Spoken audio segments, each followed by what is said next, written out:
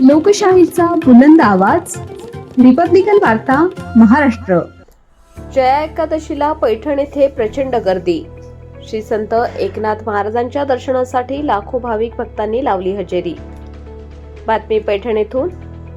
याबद्दल सविस्तर माहिती अशी आहे की दिनांक 29 जानेवारी गुरुवार रोजी जया एकादशी निमित्त भाविक भक्तांची नाथ मंदिर आणि नाथ परिसरामध्ये तुफान गर्दी झाली.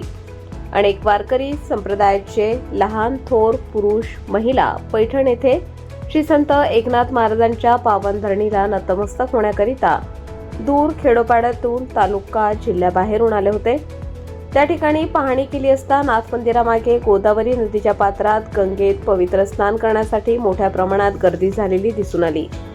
या जया एकादशीला दरवर्षी लाखो भक्तांची पैठण शहरात प्रचंड प्रमाणात गर्दी होते आणि यावेळी सुद्धा जया एकादशीला लाखोहून अधिक भाविक भक्तांनी हजेरी लावली. पैठणमध्ये या गर्दीने छोटे मोठे मिठाई खवय्यांचे स्टॉल, प्रसादाचे, पूजेचे सामान, व्यवसाय करणाऱ्यांना पुष्कळ नफा झाला. यात काही शंका नाही. जया एकादशीच्या जुन्या कथेनुसार पापांपासून मुक्ती, मानसिक शांती आणि आध्यात्मिक प्रगतीसाठी जया एकादशी अत्यंत शुभ मानली जाते. धार्मिक ग्रंथानुसार हे व्रत प्रामाणिक अंतःकरणाने पाळल्याने भूतकाळातील कर्मांच्या बंधनातून मुक्तता होते आणि भगवान विष्णूंचे आशीर्वाद मिळतात. हे व्रत मोक्षप्राप्तीसाठी देखील उपयुक्त मानले जाते. तुमच्या सर्व इच्छा पूर्ण होतील. या दिवशी भक्त सकाळी लवकर उठतात, स्नान करतात आणि प्रार्थना केल्यानंतर उपवास करण्याचे व्रत घेतात. काही जण निर्जल उपवास करतात तर काही जण त्यांच्या क्षमतेनुसार फळे किंवा दुधासह उपवास करतात.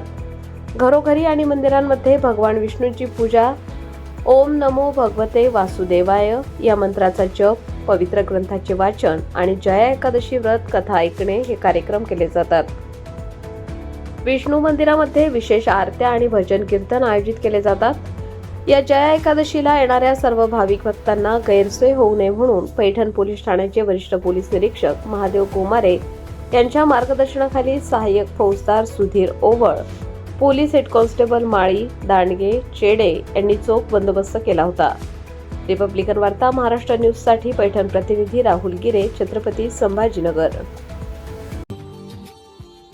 Subscribe now and press the bell icon. Never miss an update.